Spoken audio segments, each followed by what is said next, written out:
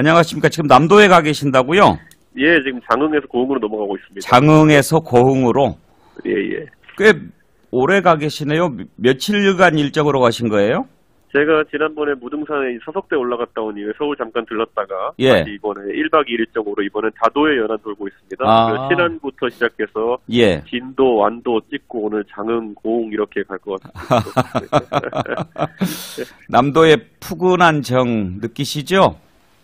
푸근한 정도 느끼지만은 우선 지금까지 이 남도에서도 그 해안 연변 지역 같은 경우에는 예. 정치인들이 이런 지역 민원이나 이런 것들이 참 많은데도 불구하고 방문이 뜸했다고 이렇게 이야기를 들었습니다. 네. 그래가지고 특히 지역의 연륙교 사업이라든지 사실 섬 같은 경우에는 국민의 어떤 기본권이 할 수 있는 식수 문제라든지 교육 문제 같은 것들도 잘 해결 안 되는 곳이 많거든요. 예. 그래가지고 세심하게 좀 살펴보려고 하고 있습니다. 예.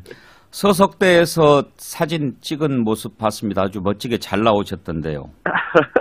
서석대 제가 무등산은 처음 올라가는 거였는데 마침 또 이게 눈이 와가지고 그래요.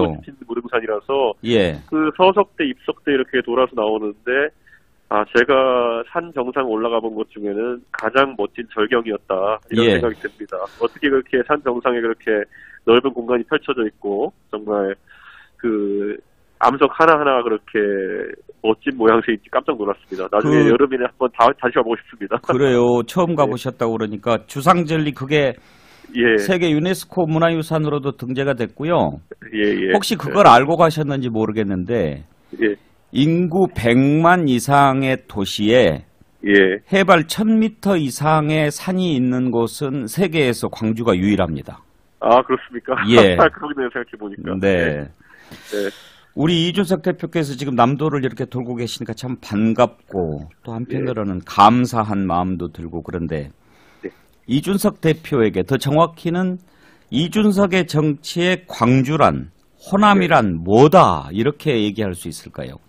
아무래도 지금까지 저희의 노력이 부족했던 지역이기 때문에 저는 제가 보수정당의 대표를 하면서 제가 풀어나가야 될 숙명이다라고 생각하고 있습니다. 예. 지금까지 김종인 위원장께서 제 앞에 비대위원장 되시면서 5.18에 대한 보수정당의 과오에 대해서 또 이렇게 무릎 사과를 하시면서 이렇게 전향적인 행보를 하셨고 저는 이제 그런 것에 그치지 않고 저희가 광주 지역에서도 전남 지역에서도 저희가 정말 먹거리라든지 산업이라든지 이런 미래 대안을 가지고 이제 민주당과 경쟁해야 되는 시기다. 그래서 저는 그런 새로운 좀 전기를 열고 싶습니다. 예, 숙명이다.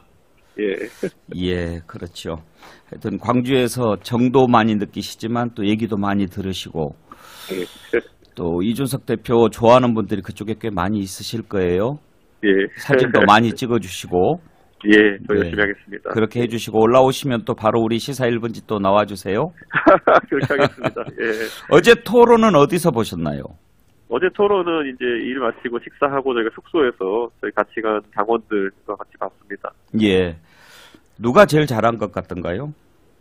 어제 사실 윤석열 후보가 지난 경선 과정에서 16번의 이제 경선 토론을 거치면서 정말 토론 잘하시는 분들, 홍준표, 유승민, 원희룡 이런 분들과 단련되어서 그런지 굉장히 잘했다라는 느낌 받았고요. 예. 초반에 다소 이제 긴장이 풀리지 않은 모습이었으나 긴장이 풀리고 난 뒤에는 손동작 하나하나도 그렇고 그리고 강하게 또 밀어붙일 때 밀어붙이는 모습이라든지 이런 것이 토론에 자신감이 붙었다라는 생각을 했습니다. 그리고 어제는 심상정 후보도 어쨌든 상당히 날카로운 질문들을 많이 했던 걸로 기억하고요. 예. 이제 소문난 잔치에 약간 좀 먹을 거 없다고 이재명 후보는 아무래도 좀 화술은 좀 있는지 모르겠지만은 본인에게 제기된 대장동 의혹이나 이런 것에 대처하는 데 있어가지고 좀 당황함이 좀 있었던 것 같습니다. 자기 후보라고 너무 좋게 봐주시는 거 아닙니까? 아무래도 팔이 안으로 웃긴 하겠지만은 예. 우리 후보가 상당히 진정성을 갖고 오랜 기간 토론 준비를 해왔기 때문에 좋은 성과가 난 것 같습니다. 오늘 이준석 대표께서 올린 글을 봤더니 한 사람은 총장, 한 사람은 사칭 이렇게 쓰셨던데 예. 그것은 윤석열 후보 칭찬하는 걸로 제가 보이지는 않던데요. 그런데 총장으로서 이번에 대장동 의혹에 관련해가지고 서로 질의응답을 주고받을 때 그 시점에 제가 그 SNS 글을 올렸습니다. 네. 그런데 아무래도 우리 후보는 자신감을 가지고 이런 질문을 던졌고 그 이재명 후보는 본인도 율사이지만은 방어하는 과정에서 본인이 답변하기 곤란한 부분에 대해서는 답하지 않겠다고 계속 이야기하는 등 제 생각에 좀 소극적인 모습 많이 보였기 때문에 예. 언뜻 보면은 그 안에서 둘 다 법률가이긴 하지만은 확연하게 모습이 달라 보였습니다. 그리고 어제 이제 이재명 후보가 뭐 RE100이라든지 EU 네. 그린 텍소노미 이런 것 물어봤는데 사실 네. 뭐 그걸 아는 사람이 얼마나 되겠습니까? 이재명 후보가 이거 아냐 하고 물어본 것 같기는 했지만 예. 그래도 토론 앞두고 좀 더 공부를 많이 했어야 되는 건 아닌가 싶더라고요. 그런데 사실 그렇게 이제 공격하는 입장에서는 이것저것 내용을 찾아가지고 모를 만한 거 집어서 공격할 수 있겠지만은 그게 어떤 정치인으로서 능력이 크게 중요한 건 아닙니다. 예. 저도 예를 들어서 이재명 후보에 대해서 연구하면서 저는 전문 분야가 IT이기 때문에 IT에 있어서 이재명 후보 모를 만한 용어들 몇 개 집어내서 공략할 수 있거든요. 예. 그게 어떤 토론에 있어서 핵심은 아니다 이렇게 보는 것이고 아마 그런 종류의 그런 유형의 토론에는 우리 국민들도 큰 호응을 보지 않을 겁니다. 이게 솔직히 토론이라고 하는 건데 네. 장학 퀴즈식으로 이렇게 행정이 진행돼야 되겠습니까? 그렇죠.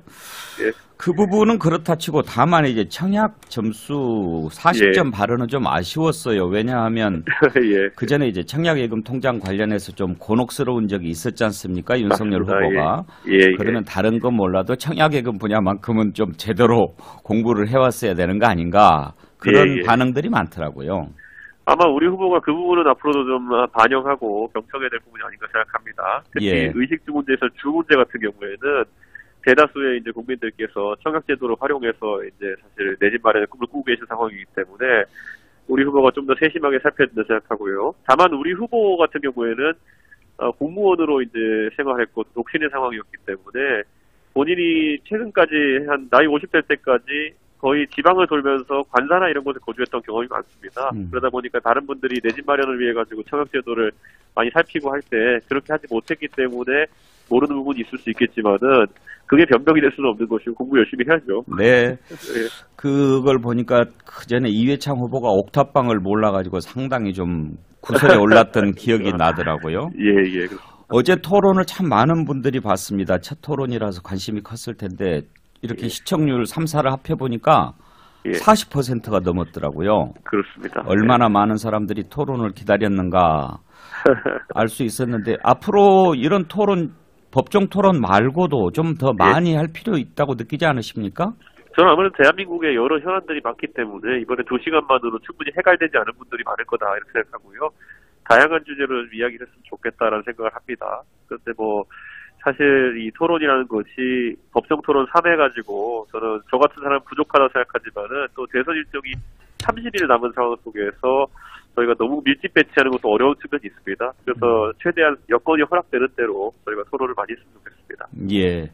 지난번에 국민의힘이 사자토론 끝나고 나서 양자토론 무산됐던 것 3, 4일 후에 다시 제안하겠다 이런 얘기를 했는데 지금도 그 계획을 갖고 계신가요? 그렇습니다. 저희는 실제로 이제 유권자 이해를 돕기 위해 가지고는 주요 후보인 둘이 어쨌든 여러 사안에 대해서 문답식으로 토론하는 것이 굉장히 중요하다 이런 생각을 하고 어제만 하더라도 주요 쟁점 중에 하나였던 대장동 문제에 있어가지고 이재명 후보가 최종적으로 우리 후보의 질문에 있어서 답변을 좀 회피하는 모양새가 있었다 이거 저는 봅니다. 그렇기 때문에 그게 다자토론이나 양자토론이라 그러면은 그런 걸 회피하기가 좀 어렵고 좀 더 직접적인 질문들을 할 수 있을 것 같다는 그런 판단입니다. 예. 그런데 이제 지난번 양자토론 무산된 배경에 보면 뭐 자료를 가지고 오면 안 된다 이런 것 가지고 무산되긴 했지만 또 여러 가지 이유가 있었겠죠. 이제 대장동 의혹만 가지고 막 이렇게 할까봐 민주당은 좀 꺼려했던 것 같이 보이고요. 그런데 주제를 어떻게 했으면 좋겠습니까? 아니면 한 5번 정도 잡아서 한번 하고 싶은 대로 원 없이 해보면 어떨까요? 저는 어제 거론된 주제들은 어느 것 하나 중요하지 않은 주제가 없었다 이렇게 봅니다. 특히 외교 국방 같은 경우에는 킬체인이나 이런 것에 대해 가지고 우리 후보가 상당한 전문적 지식을 이제 가지고 있다는 것을 보여줬고요. 저는 이런 것들 주제 삼아서 하는 것도 나쁘지 않다 이렇게 보지만은 어쨌든 자주 만나게 되면은 이런 주제들이 자연스럽게 하나씩 나오는 것이기 때문에 저는 양자 토론에 있어가지고 좀 이재명 후보 쪽에서 전향적인 입장을 보여가지고 주제도 제한하지 않고 어쨌든 자료도 제한하지 않고 이렇게 토론을 진행할 수 있었으면 좋겠습니다. 예.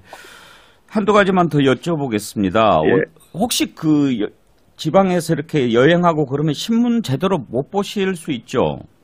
그래도 이동 간에는 제가 많이 확인하려고 하고 있습니다. 오늘 아침에 제가 그 신문의 논설위원이 쓴 칼럼을 봤는데요. 단일화와 관련해서 정말 시간이 너무 없지 않느냐. 그런 글을 썼던데 지금 여론조사를 보면 이재명 후보와 윤석열 후보가 접전 양상이긴 하지만 예, 예. 윤석열 후보와 안철수 후보가 합치면 이길 수 있다라고 하는 게 항상 나오지 않습니까? 예, 예. 그러면 지금 이제 그 논소리원의 칼럼은 주제가 그거더라고요. 네. 지금의 시대 정신은 정권 교체 아니냐. 예, 예. 국민의 절반 이상이 정권 교체를 원하고 있는데 예. 이렇게 안이하게 대응하다가 정권 교체를 못하면 그 책임을 어떻게 질 거냐 하는 글을 썼더라고요. 예, 그런데 이제 이준석 대표 그동안 쭉 말씀하시는 거 보면 예. 전략 차원인 것 같기도 하지만 어떨 때는 안철수 대표한테 너무 감정적으로 이렇게 막 그 몰아붙이는 게 느껴져서 예, 예. 저래가지고 단일화 될까 그런 생각하게 만들었거든요. 저는 단일화라는 것은 언제나 이제 2등과 3등 후보의 언어라고 생각하기 때문에 저희가 단일화 국면으로 들어가는 순간 나머지 후보 하나의 어쨌든 위상이 높아지게 됩니다. 그렇기 때문에 저희가 단일화를 쉽사리 이야기해서도 안 되는 것이고 무엇보다도 우리 후보 같은 경우에는 그리고 안철수 후보 같은 경우에도 단일화에 대해 가지고 언급을 안 하겠다고 하고 있습니다.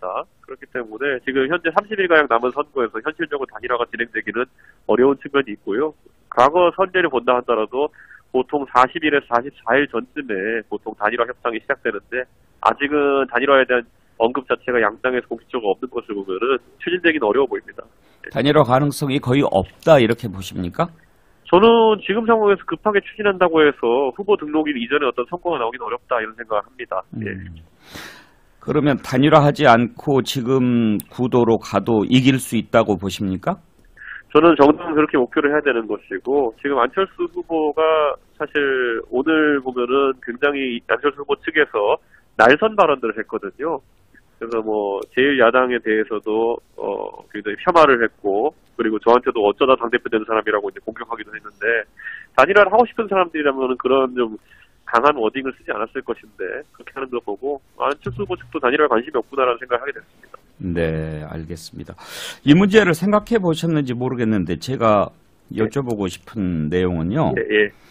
지금 오미크론 때문에 확진자들이 많이 늘고 있지 않습니까? 예, 맞습니다. 이제 2만 명 넘고 이게 대선 때까지 계속 늘어난다고 봤을 때 얼마까지 늘어날지 알 수 없거든요. 근데 이제 10만 예, 명 예. 얘기도 하고 그러는데 예, 만약에 이렇게 확진자가 계속 늘어나서 예.